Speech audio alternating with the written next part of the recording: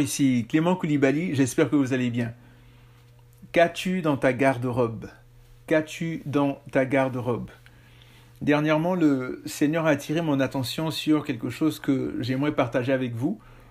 Et vous savez, on parle souvent de codes vestimentaires à respecter.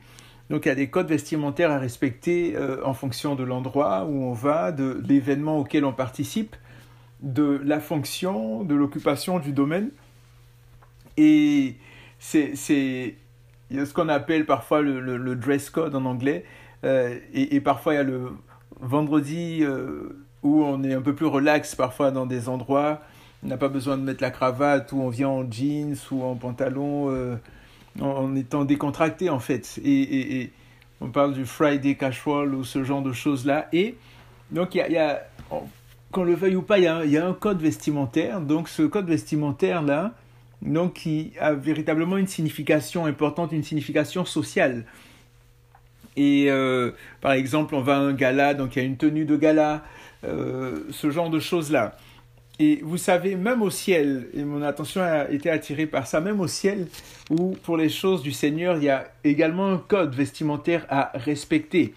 On va prendre un passage, donc Matthieu chapitre 22, à partir du verset 1. Donc c'est la parabole des noces. Jésus leur parla de nouveau en parabole et il dit: « Le royaume des cieux est semblable à un roi qui fit des noces pour son fils. Il envoya ses serviteurs pour appeler ceux qui étaient invités aux noces, mais ils ne voulurent pas venir. Il envoya encore d'autres serviteurs en disant: « Dites aux invités, j'ai préparé mon festin, mes bœufs et mes bêtes grasses sont tués, tout est prêt, venez aux noces. » Mais, négligeant l'invitation, ils s'en allèrent, celui-ci à son champ, celui-là à son commerce, et les autres se saisirent des serviteurs, les outragèrent et les tuèrent. Le roi fut irrité. Il envoya son armée, fit périr ses meurtriers et brûla leur ville. Alors il dit à ses serviteurs: « Les noces sont prêtes, mais les invités n'en étaient pas dignes. Allez donc au carrefour et invitez aux noces tous ceux que vous trouverez. » Ses serviteurs s'en allèrent par les chemins, rassemblèrent tous ceux qu'ils trouvèrent, méchants et bons, et la salle des noces fut remplie de convives. Le roi entra pour voir les convives, et il aperçut là un homme qui n'avait pas revêtu un habit de noces. Il lui dit: « Mon ami, comment es-tu entré ici sans avoir un habit de noces ?» Cet homme resta la bouche fermée. Alors le roi dit aux serviteurs: « Liez-lui les pieds et les mains et jetez-le dans les ténèbres du dehors où il y aura des pleurs et des grincements de dents.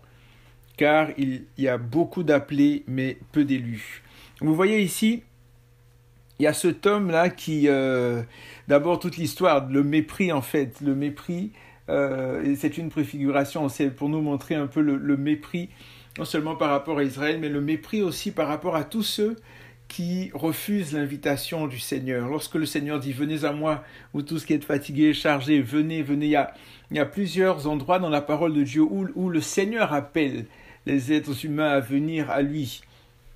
Et on voit ici ce mépris où il y avait des invités qui ont négligé l'invitation du Maître. Et combien de personnes encore aujourd'hui négligent l'invitation du Seigneur Jésus à venir pour éviter justement le feu de l'enfer, à venir dans sa présence pour être en communion avec leur Créateur. Et à cause de l'amour, à cause de l'amour que le Seigneur a pour toute l'humanité, il a envoyé son Fils unique mourir sur la croix. Et il dit, voilà, voici, je vous ai offert ma vie, venez à moi, venez dans ma présence. Et c'est vraiment une belle image de tout ce qu'on peut vivre aujourd'hui aussi, l'indépendance de l'être humain. Et allons plutôt directement dans le message, parlons des vêtements. Donc, il y a cet homme-là qui, par la suite, donc ceux qui ont négligé l'invitation, donc le maître dit, allez chercher les convives partout, allez chercher différentes personnes. Et même ces personnes qui étaient invitées, qui n'étaient pas prévues auparavant, et là on voit également le fait que, quand on dit les premiers seront les derniers seront les premiers, on voit des personnes qui surprennent en fait par leur présence. Comment ces gens dans la rue et tout, ils sont présents. Et on va être surpris. Si on ne fait pas attention, on va vraiment être surpris le jour des noces. lorsque le Seigneur va nous reprendre et tout, de voir, mais telle personne est dans la présence de Dieu et telle autre que je pensais être là et tout. Donc vraiment, examinons nos voies. Donc ensuite, le maître arrive, il y a la salle des noces et il rencontre, donc tous ceux-là ont reçu un vêtement. Donc ils ont eu un vêtement, ils se sont habillés de telle sorte que ils pouvaient entrer dans la salle des noces. Donc il y avait un dress code, il y avait un code vestimentaire à respecter. Et là, le Seigneur, la personne est attirée, donc le maître est attiré par la présence de cette personne. Il dit, mais on nous dit, il y avait un homme qui était là, le roi entra pour voir les convives au verset 11, Matthieu 22, verset 11, le roi entra pour voir les convives et il aperçut là un homme qui n'avait pas revêtu un habit de noces. Donc il n'avait pas respecté le code vestimentaire. Il lui dit, mon ami, comment es-tu entré ici sans avoir un habit de noces? Tous les autres avaient des habits de noces et lui n'a pas respecté ce code vestimentaire-là.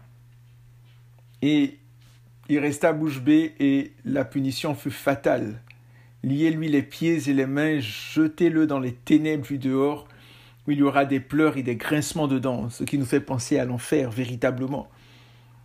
Car il y a beaucoup d'appelés, mais peu d'élus. Et c'est clair, le message est clair. Le message est clair pour dire que si nous ne faisons pas attention, si nous n'avons pas nos vêtements, nous ne serons pas dans la présence du Seigneur.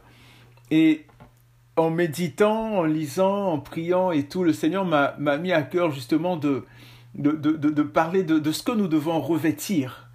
Qu'avons-nous dans notre garde-robe? De ce que nous devons revêtir dans notre garde-robe spirituelle?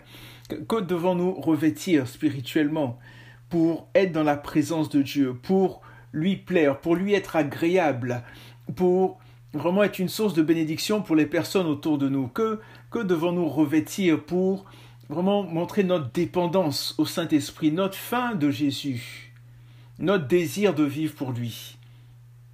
Et le Seigneur m'a amené là dans différents passages que je partage avec vous. On a par exemple dans Colossiens 3, verset 12. Il est dit, ainsi donc, comme des élus de Dieu, saints et bien-aimés, revêtez-vous d'ardente compassion, de bonté, d'humilité, de douceur, de patience. Donc 5 vêtements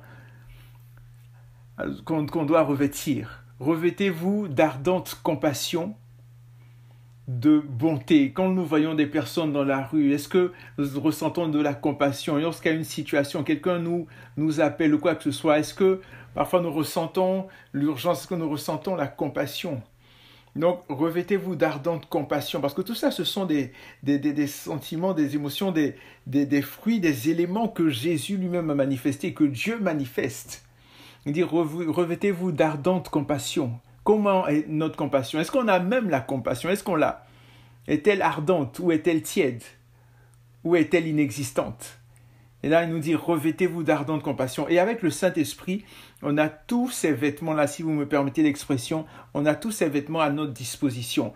Et il est important de les porter chaque jour, de les porter à tout moment. Donc il nous dit, revêtez-vous de quoi? Comme des élus de Dieu. Voilà, nous sommes des élus de Dieu, saints et bien-aimés. Donc il est déjà important d'être convaincus de notre identité. Nous sommes des élus de Dieu saints et bien-aimés. Si, bien sûr, nous avons renoncé au péché, si, bien sûr, nous avons décidé de nous repentir, si, bien sûr, nous avons décidé de marcher avec le Seigneur et de lui soumettre notre vie.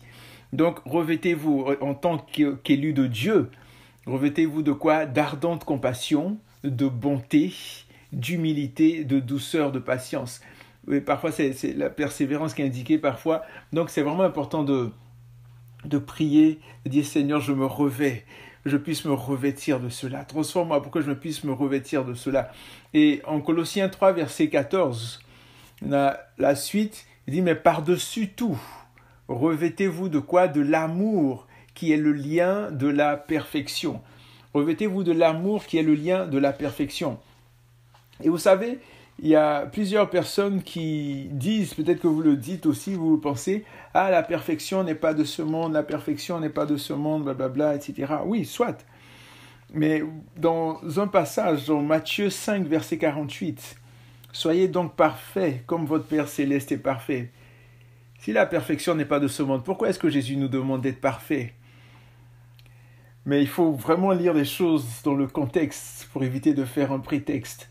Et quand on lit, on voit ici les passages auparavant, les versets auparavant, c'est au niveau de l'amour. Ce n'est pas dans tous les domaines de la vie, mais quand il dit, par exemple, vous avez entendu qu'il a été dit, tu aimeras ton prochain et tu haïras ton ennemi. Mais moi, je vous dis, aimez vos ennemis, bénissez ceux qui vous maudissent, faites du bien à ceux qui vous haïssent et priez pour ceux qui vous maltraitent et qui vous persécutent. Alors vous serez fils de votre Père qui est dans les cieux, car il fait lever son soleil sur les méchants et sur les bons, il fait pleuvoir sur les justes et sur les injustes. En effet, si vous aimez ceux qui vous aiment, quelle récompense aurez-vous? Les péagers aussi n'en font-ils pas autant?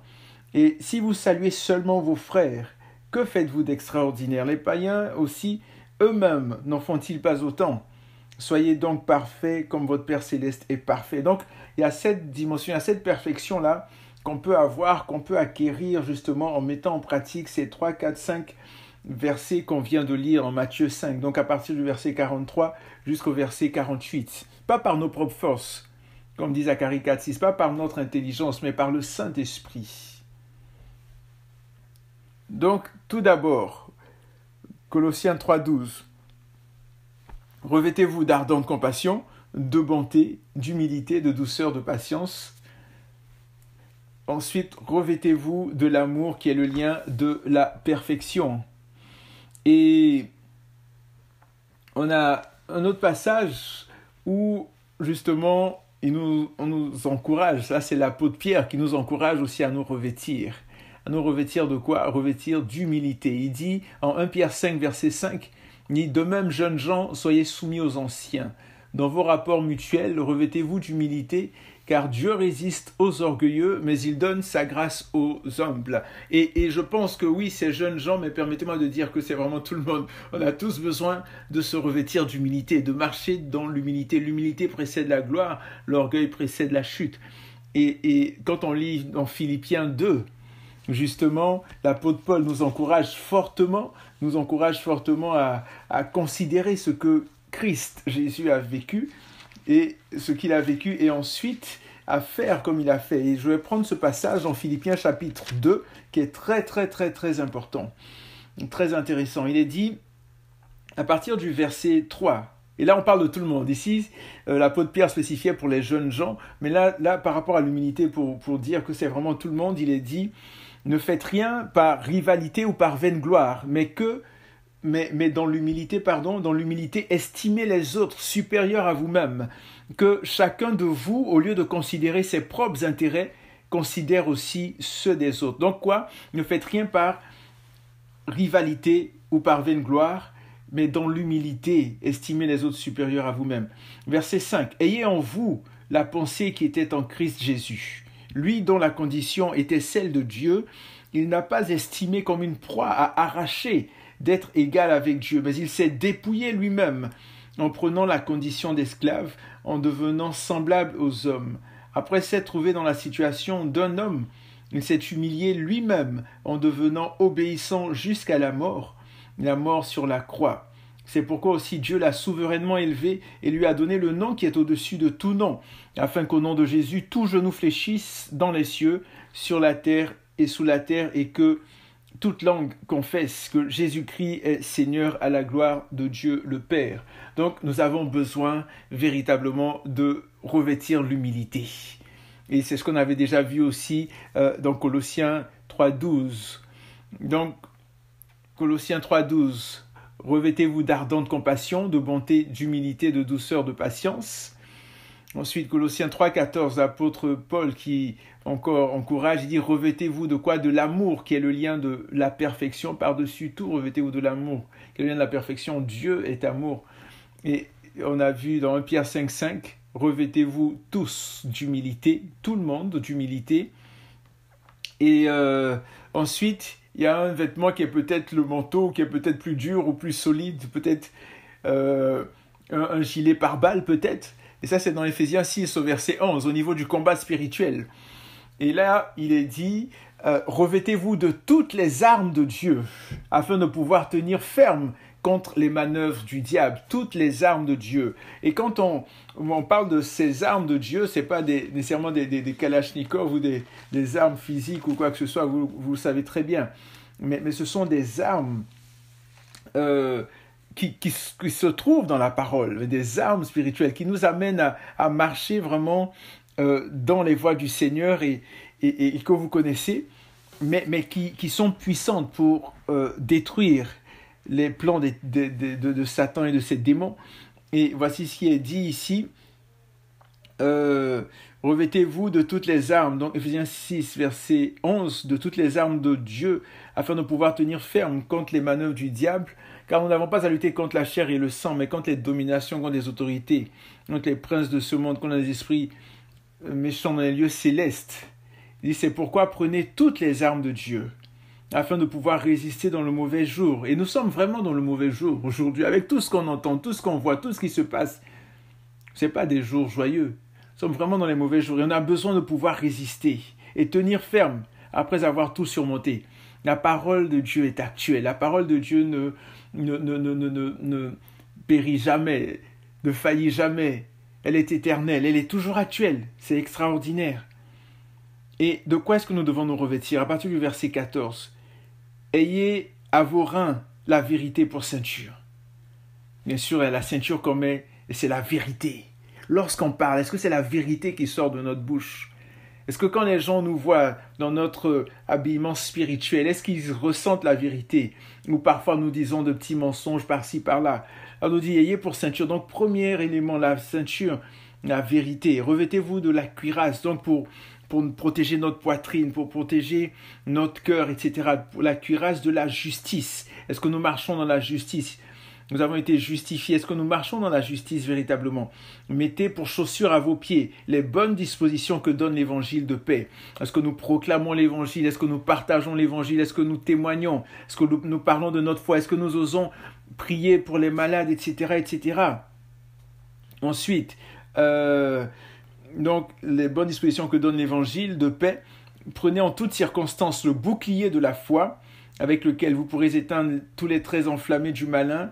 Prenez aussi le casque du salut et l'épée de l'esprit qui est la parole de Dieu. Le casque du salut pour protéger nos pensées, pour protéger notre mentalité.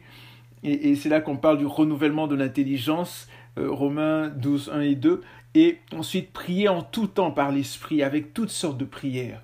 La prière aussi qui est importante. Ça fait en tout 7 éléments, 7 armes ici. Et des choses que nous devons revêtir. Je termine avec 2 versets. Qui vraiment sont les clous, qui viennent vraiment mettre le saut final de ce que nous devons avoir dans notre garde-robe, de ce que nous devons revêtir. En Galates 3, 26 à 27, il est dit, car vous êtes tous fils de Dieu, fils ou filles de Dieu, bien sûr, vous êtes tous fils de Dieu par la foi en Jésus-Christ, vous tous qui avez été baptisés en Christ, vous avez revêtu Christ. Waouh! Vous tous qui avez été baptisés en Christ, vous avez revêtu Christ. Est-ce qu'on se rend compte que Christ est un vêtement? On se comprend, bien sûr, avec tout le respect qu'on doit au Seigneur, c'est une manière de parler, mais vous avez revêtu Christ. Est-ce qu'on s'assure qu'on a revêtu Christ? Je ne sais pas si vous vous rappelez de l'histoire de Samson, lorsque il était avec Dalila et tout, et puis il jouait avec ses cheveux, il lui disait, mes cheveux, pour les couper, il faut peut-être mettre une machine de tisserand, il faut faire ceci, il faut faire cela, jusqu'à ce qu'il lui révèle son secret. Et malgré ça, il pensait toujours que le Saint-Esprit était avec lui, qu'il avait d'une certaine façon revêtu Christ. Mais lorsqu'on est venu pour l'arrêter une énième fois et qu'on a pu le capturer, il pensait que, comme les fois précédentes, il allait pouvoir se libérer. Et malheureusement, ce n'est pas ce qui s'est passé. Parce qu'il n'avait pas la conscience que le Saint-Esprit n'était plus là. Et parfois, c'est comme ça qu'on fonctionne. Est-ce que nous sommes convaincus que nous avons revêtu Christ, que Christ est avec nous, que nous faisons tout pour qu'il demeure en nous? Il dit, si vous demeurez en moi et que mes paroles demeurent en vous, demandez ce que vous voudrez, cela vous sera accordé. Mais est-ce que nous demeurons en lui? Est-ce qu'il demeure en nous? Est-ce que nous l'avons véritablement revêtu? Il dit, car vous êtes tous fils de Dieu par la foi en Jésus-Christ. Vous tous qui avez été baptisés en Christ, vous avez revêtu Christ. Sommes-nous conscients de cela? Et est-ce que nous prenons soin de ce vêtement-là qui est Christ en tant que tel? Je pense qu'on se comprend.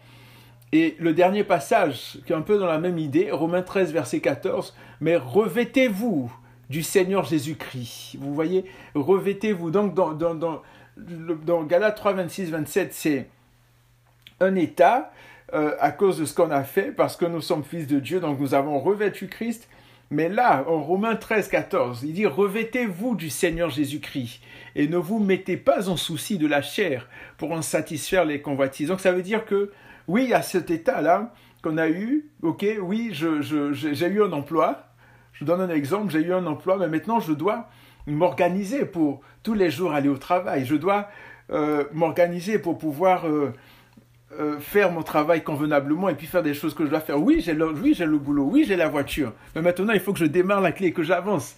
Donc, je pense qu'il y a la position et puis il y a l'action qui vient par la suite et tout. Donc ici, revêtez-vous du Seigneur Jésus-Christ et ne vous mettez pas en souci de la chair pour en satisfaire les convoitises. Nous devons avoir le Seigneur Jésus-Christ dans notre garde-robe, sur nous, pour pouvoir le porter tous les jours, à tout moment.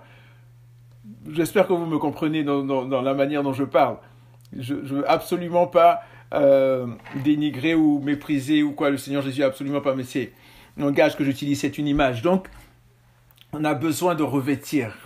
Donc, Christ comme un vêtement, on a besoin de l'avoir. Donc, récapitulatif, rapide, devons nous revêtir, avoir dans notre garde-robe, nous revêtir de quoi? D'ardente compassion, de bonté, d'humilité, de douceur, de patience, d'amour qui est le lien de la perfection, de toutes les armes de Dieu, d'humilité et du Seigneur Jésus-Christ. Du Seigneur Jésus-Christ. Revêtons-le tous les jours, à tout moment, à tout instant.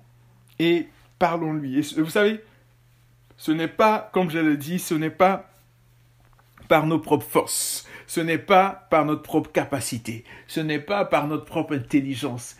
Et prions, adressons-nous à lui, adressons-nous au Saint-Esprit, adressons-nous au Seigneur. Ayons faim et soif de lui. Seigneur, je veux te bénir, te rendre grâce, te dire merci pour toutes les personnes qui vont écouter ou qui écoutent ce message. Père, je prie pour ta bénédiction dans leur vie. Je prie, Seigneur, pour les personnes qui sont malades. Seigneur, je prie, Seigneur, Seigneur, mon Dieu, que tu les touches. Seigneur, mon Dieu, je prie pour une guérison. Relâche ta guérison, ton esprit de guérison dans le nom puissant de Jésus.